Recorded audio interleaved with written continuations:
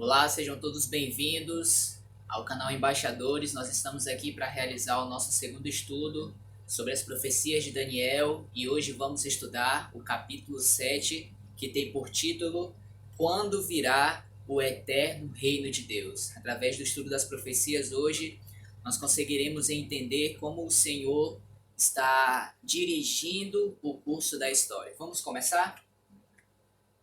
Vamos abrir a nossa Bíblia em Daniel capítulo 7 e vamos começar lendo do verso 1 até o verso 3. Acompanhe na sua Bíblia. No primeiro ano de Belsazar, rei da Babilônia, teve Daniel um sonho e visões ante seus olhos, quando estava no seu leito. Escreveu logo o sonho e relatou a suma de todas as coisas. Falou Daniel e disse: Eu estava olhando durante a minha visão da noite, e eis que os quatro ventos do céu agitavam o mar grande. Quatro animais grandes, diferentes um dos outros, subiam do mar. Então essa é a introdução dada para Daniel, dada por Daniel para a visão do capítulo 7, e vamos mais uma vez nos encontrar na história. Daniel começa dizendo que ele estava no primeiro ano do reinado de Belsazar. Então Belsazar, como nós falamos no estudo anterior, ele era filho de Nabonido, neto de Nabucodonosor, ok? E o primeiro ano aí do seu reinado foi mais ou menos o ano 553 a.C., como acreditam os arqueólogos, ok? Nessa época ele era corregente junto com o seu pai. Então vamos lá. Daniel fala que ele vê os ventos do céu agitando o mar grande e ele vê quatro animais subindo do mar. Vamos entender o que é isso? O que significam os ventos quando a gente está estudando profecia? A gente tem aqui duas passagens de exemplo. A primeira delas está em Jeremias capítulo 49. Vamos dar uma olhada? Jeremias 49, verso 35 até o verso 37. O Senhor diz assim, ó: Assim diz o Senhor dos Exércitos: Eis que eu quebrarei o arco de Elão, a fonte do seu poder. Está falando de uma destruição que viria sobre Elão. Trarei sobre Elão os quatro ventos dos quatro ângulos do céu, e os espalharei na direção de todos estes ventos, e não haverá país aonde não venham os fugitivos de Elão. Farei tremer a Elão diante de seus inimigos e diante dos que procuram a sua morte. Farei vir sobre os elamitas o mal, o brasume da minha ira, diz o Senhor. E enviarei após ela a espada até que venha a consumi-los. Então Deus aqui está comparando a destruição que viria sobre Elão, as ações bélicas que seriam mandadas contra ele, como os ventos que seriam enviados. Quando a gente lê Jeremias capítulo 51, a gente vê algo semelhante, a partir do verso 1. Assim diz o Senhor: Eis que levantarei um vento destruidor contra a Babilônia e contra os que habitam em Lebe Camai. Então, os ventos, quando nós estamos estudando um cenário profético, simbólico, os ventos significam movimento bélico ou alguma assolação que está vindo sobre aquela região. E aí Daniel contou para nós que esses ventos, essas ações bélicas estavam agitando o Mar Grande. Então, o que significam mares quando nós estamos estudando profecia? Esse simbolismo é um pouco mais conhecido, está em Apocalipse 17, verso 15. Muitos que devem estar assistindo aí já conhecem de cor o que é o simbolismo, mas vamos ler aqui. Apocalipse 17, verso 15. Falou-me ainda: as águas que viste, onde a meretriz está assentada, são povos, multidões, nações e línguas. Então, mar, a água, quando a gente está estudando profecia, significam povos e multidões. Então, os ventos agitando o mar significa ações bélicas, ações de guerra, crise agitando a população mundial. E é nesse cenário que Daniel vê subindo do mar quatro animais. Então, o que significam, o que simbolizam esses animais? Vamos voltar para o livro de Daniel, no capítulo 7. E na mesma visão, Logo depois, o anjo explicando a Daniel o que isso significava, ele contou para Daniel o que significavam esses animais. Daniel capítulo 7, o verso 17 diz assim: Estes grandes animais, que são quatro reis que se levantarão da terra. Quando você pula lá para o verso 23, ele diz assim, ó: Então ele disse, o quarto animal será um quarto reino na terra. Então, animais, quando a gente está estudando profecias, significam rei ou reino.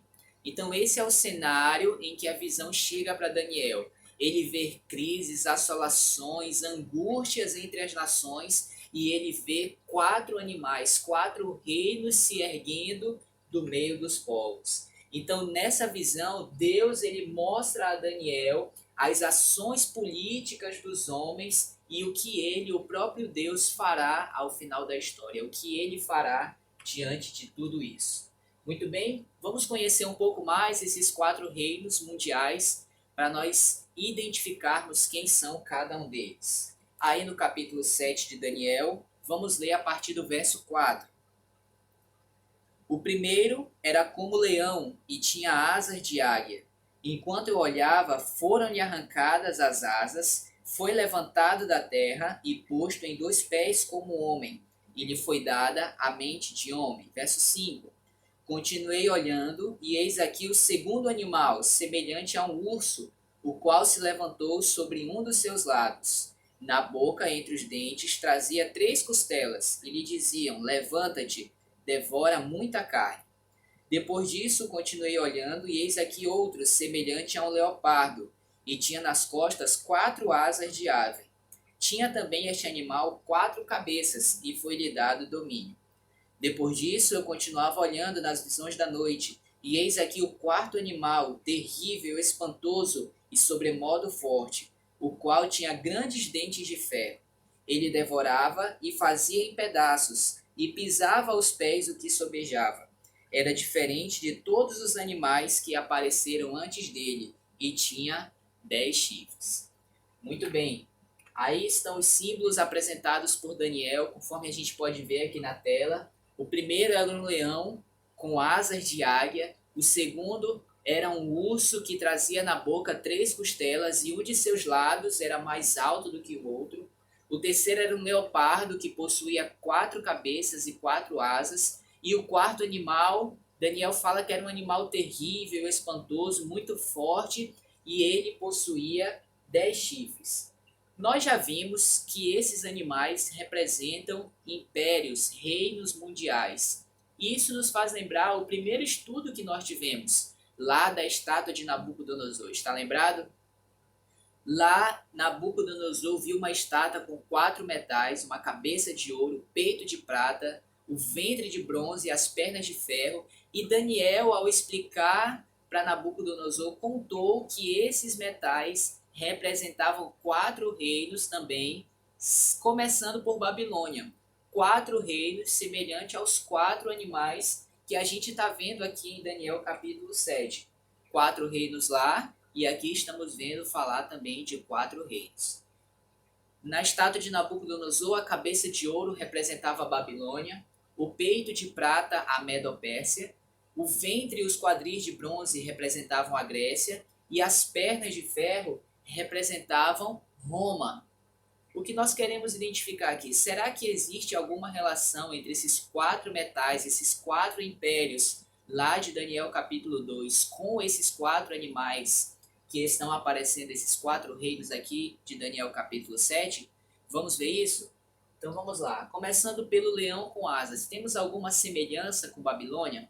Olha, você vai ver aí na tela agora algumas imagens de achados arqueológicos que fizeram na antiga Babilônia. E o que nós estamos vendo aí? Nós estamos vendo que os babilônicos eles gostavam de esculpir nas paredes de seus muros leões com asas. É como se fossem os símbolos do Império Babilônico. Eles gostavam de usar esse animal como seu símbolo. Eu imagino que quando Deus mostrou para Daniel esse leão com asas, e depois ele explicou para Daniel que animal significava um rei ou reino, eu imagino que Daniel conseguiu fazer a associação com Babilônia. Eu imagino, tá bom? Como se fosse nos nossos dias, Deus mostrasse para a gente um canguru e depois ele dissesse que esse animal representa um país. Que país seria esse? A Austrália, não é? Símbolo o canguru, símbolo da Austrália. Então eu imagino que Daniel conseguiu fazer a mesma associação na época. Mas nós temos mais evidências de que esse leão ele está também relacionado à Babilônia. Vamos para o livro de Jeremias? Jeremias foi o profeta que viveu ali no período antes do exílio babilônico. E aí no capítulo 50, no verso 17, vejam um relato interessante que o profeta fez. 50:17 diz assim: Cordeiro desgarrado é Israel. Os leões o afugentaram. Primeiro devorou o rei da Assíria e, por fim, Nabucodonosor o desossou. Veja como Jeremias está comparando aqui Babilônia a leões que afugentaram o povo de Israel. Você vai para Jeremias capítulo 4 e ele vai fazer a mesma comparação, dizendo que do norte viria um mal sobre o povo de Israel, e essa é uma referência aos babilônicos que viriam até Jerusalém para levar os judeus cativos. Então nós encontramos referências bíblicas e extras-bíblicas de que esse leão está intimamente ligado à Babilônia, ok? E o que significam essas asas que esse leão tinha? Abacuque, no capítulo 1, verso 8, dá uma dica para nós do que significam essas asas. Acompanhe o texto. Os seus cavalos são mais ligeiros do que os leopardos, mais ferozes que os lobos ao anoitecer são os seus cavaleiros, que se espalham por toda parte. Sim, os seus cavaleiros chegam de longe, voam como águia que se precipita para devorar ou para destruir. Então as asas elas têm um significado de velocidade para você destruir e conquistar. Então esse animal, esse leão, ele possuía asas de águia, porque na Babilônia foi o reino que agiu com muita velocidade e ferocidade para conquistar o mundo, ok? Vocês podem ver aqui na tela, ó, no ano 626, Nabopolassar, que era pai de Nabucodonosor, começou a crescer muito em poder e aí ele venceu o rei da Assíria. No ano 605 a.C., Nabucodonosor, subindo ao trono juntamente com o pai, ele vence o faraó Neco na batalha de Carquemes e aí Babilônia se torna a senhora do mundo. Ou seja, nós podemos colocar aqui que em cerca de 20 anos Babilônia começa a atuar no mundo e ela sobe à hegemonia mundial. 20 anos. Isso é considerado rápido pela Bíblia. Por isso esse leão é representado aqui com asas. Só que o cenário depois muda e as asas desse leão são tiradas. Então o que isso significa para a gente? Que aquele vigor que o império tinha com o passar dos anos, ele vai se perdendo. E aonde nós podemos ver isso? Nós podemos ver, por exemplo, naquele período que Nabucodonosor ficou louco por 7 anos e aí viveu pastando como um animal. A história conta que nesse período ninguém quis subir ao trono de Babilônia porque eles tinham medo que fosse uma punição divina e se alguém ousasse subir ao trono poderia acontecer o mesmo com ele. Ou seja, imagina um império mundial 7 anos sem ninguém governando. Certamente isso enfraqueceu muito a Babilônia. E por fim, esse império poderoso termina sendo substituído como um homem com uma mente de homem, ou seja, a velocidade, a ferocidade daquele império acabou se perdendo. E então aparece na história o segundo animal, o urso, né? Então lá depois da estátua, depois da Babilônia, apareceu a Medopérsia. Esse urso que aparece aqui, ele tem alguma semelhança com a Medopérsia? Veja que detalhe interessante, esse animal, ele tem um de seus lados mais alto do que o outro. Um dos lados do animal é mais alto. Se animal é reino, então um dos lados do reino é mais alto, mais proeminente do que os outros. O Império Medo-Pérsia era um reino composto de 2 povos, como o próprio nome diz, os medos e os persas. E foram os medos que apareceram primeiro no cenário mundial, até mesmo mandando nos persas Mas depois que apareceu o homem chamado Ciro, os persas cresceram muito em poder e eles passaram a dominar sobre os medos. Então, de fato, esse detalhe que Deus estava indicando aqui sobre esse reino futuro, ele se cumpre detalhadamente. Os persas eram um reino mais forte do que os medos, ok? Mas eles tinham uma boa relação entre eles. E essas três costelas que vinham na boca do urso? Os estudiosos aí têm entendido essas três costelas como as três grandes conquistas que marcaram a história do Império Medo-Persa. Primeira delas, a Lídia, no ano 547 a.C. A segunda, a Babilônia, no ano 539, que nós vimos no estudo anterior. E mais na frente, o Egito, no ano 526 a.C. Então essas três costelas aí seriam essas três grandes vitórias. Só que aí surge um terceiro animal, um leopardo com 4 cabeças e 4 asas. E na sequência da estátua de Nabucodonosor, depois dos persas, a gente viu a Grécia aparecendo. Então, que semelhança nós podemos encontrar entre este leopardo e o Império Grego? A primeira delas que nós podemos citar aqui é que esse leopardo, ele tinha quantas asas? 4 asas. Você lembra do leão? Possuía quantas? 2 asas de águia, e a gente falou que aquelas asas representavam a velocidade de Babilônia para conquistar o mundo. Agora esse leopardo, ele possui 4 asas. O que isso diz para nós? Que este animal, este império, conquistaria o mundo de uma forma muito mais rápida do que foi Babilônia.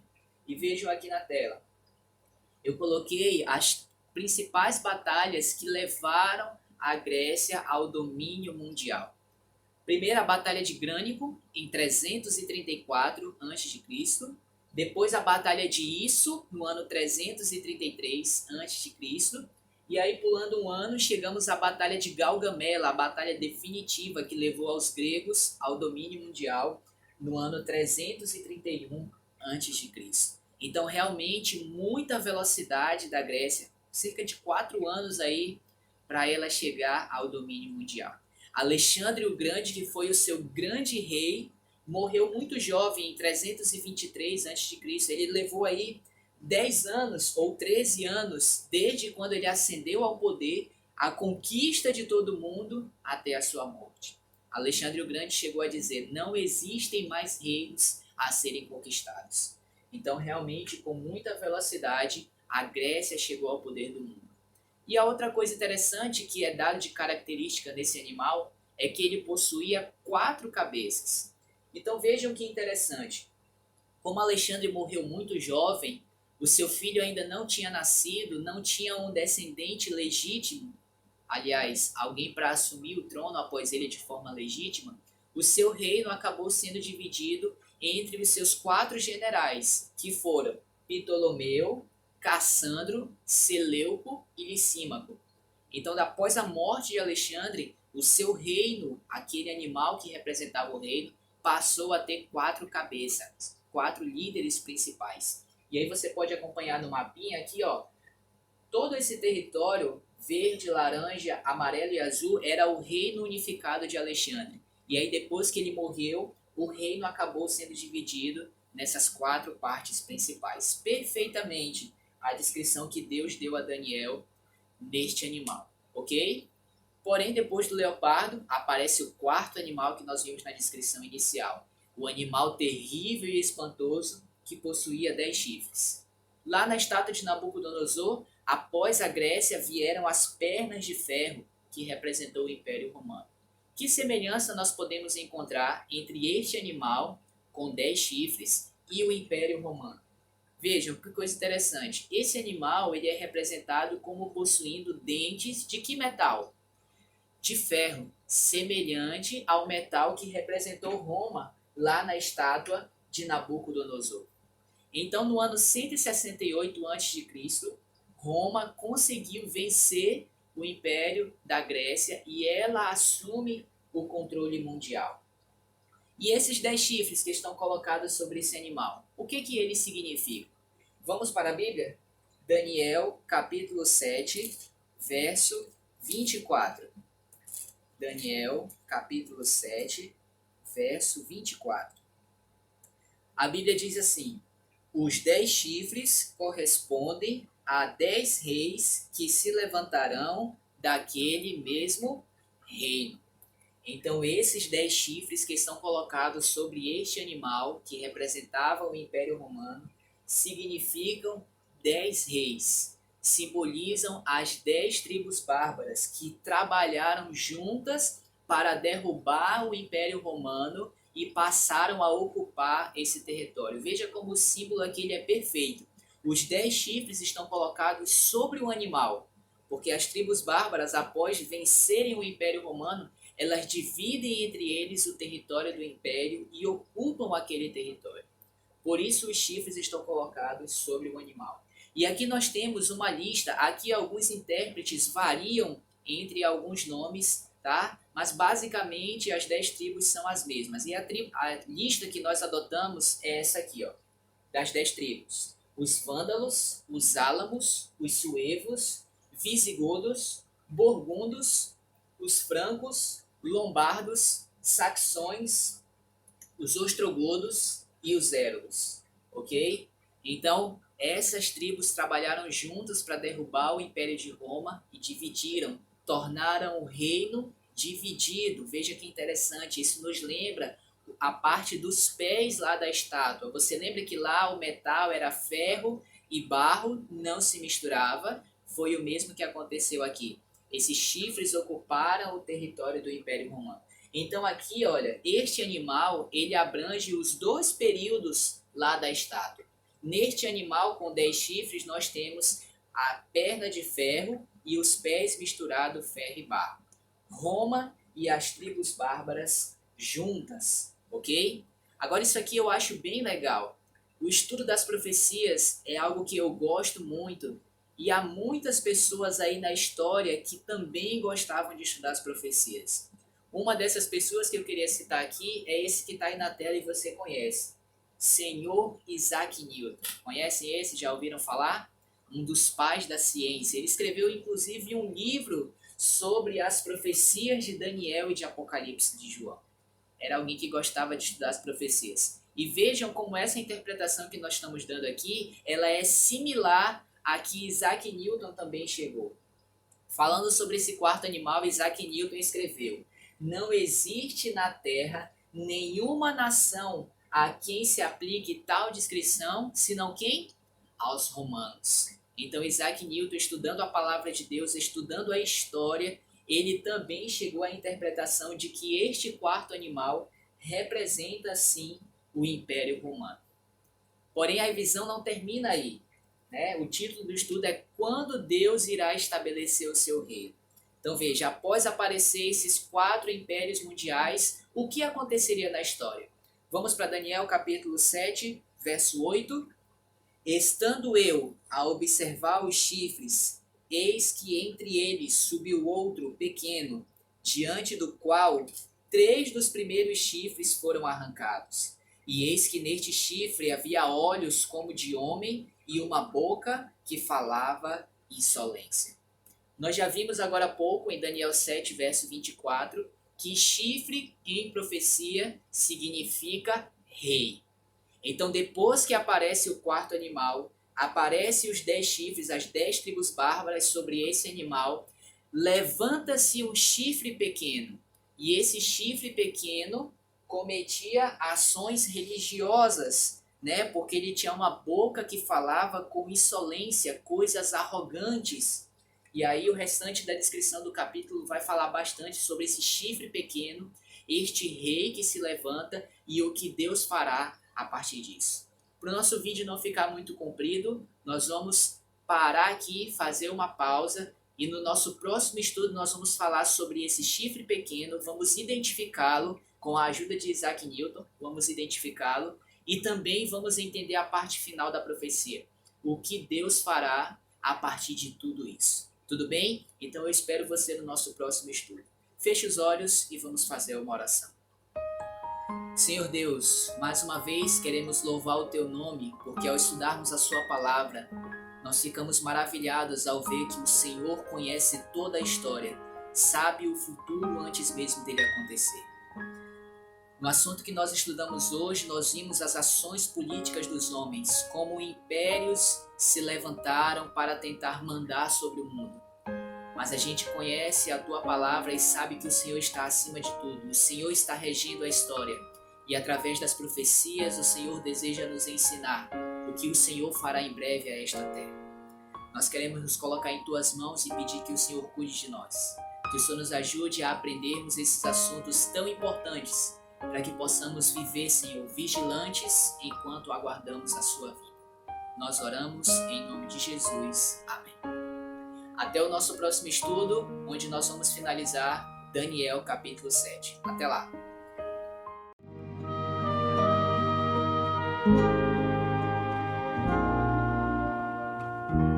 Cada dia posso ver, perceber em